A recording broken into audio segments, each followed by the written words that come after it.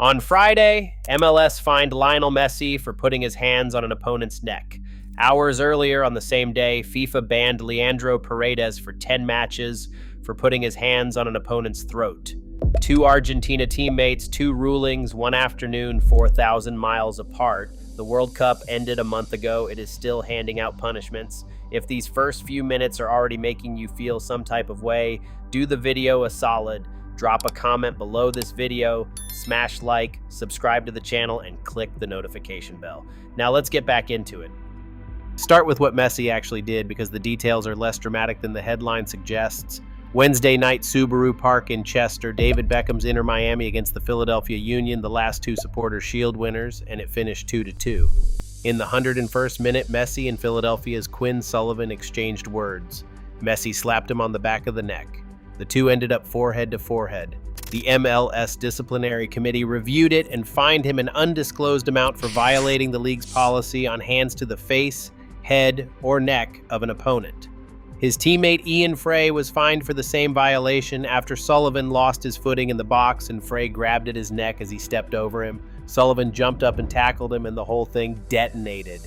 Deep in stoppage time, it became a genuine brawl. Miami's Yannick Bright and Philadelphia's 16-year-old Cavan Sullivan were both sent off. On Friday, an independent review panel unanimously rescinded Sullivan's red card, so he played the next day.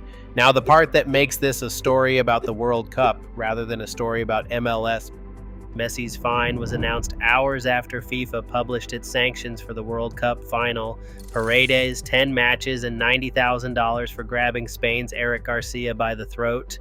Molina, 7 matches. Assistant coach Roberto Ayala, 3. Almada, 1. The Argentine Football Association, the AFA, fined $321,000. Messi, who touched nobody that night in New Jersey and sank to the grass in tears when it ended, escaped FIFA entirely. And then, 33 days later, he got fined for a hand on a neck anyway. Be fair about the difference, because it is real.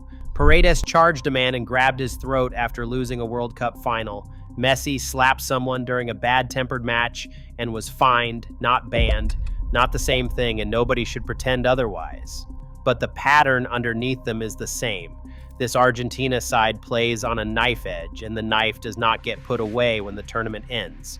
It traveled with them into a Wednesday night league fixture in Pennsylvania in front of a crowd that mostly came to see a legend and got a fight instead. And there is a grim rhyme inside this club already. Luis Suarez sat out the entire League's Cup this summer, suspended for a brawl after last year's final. Same club, same competition, same problem. One more detail because it changes how the night reads. Messi scored in that match. It was his first goal since the death of his father, Jorge Messi, who died on August 8th in Rosario, age 68. He added an assist too. So one evening produced a man grieving, playing brilliantly, and losing his temper. About as human as football gets. The World Cup finished on July 19th. A month later, it is still writing rulings, still costing players money, and still shaping how the biggest name in the sport gets treated on a Wednesday in Chester. That is the story this channel follows now, not the tournament. What the tournament did to everyone who played in it, wherever they went afterwards.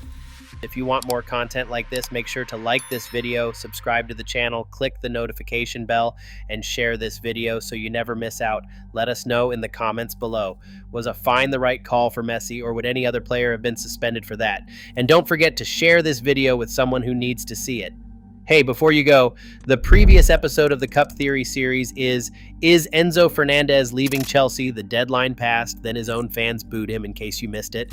And the complete binge-worthy Cup Theory playlist has every chapter of this World Cup waiting for you. Trust me, this is one of those series you'll want to watch end to end. Every match, every meltdown, every story the big networks missed. Go watch them both right now and keep the deep dive going. You know you want to. Thank you for watching.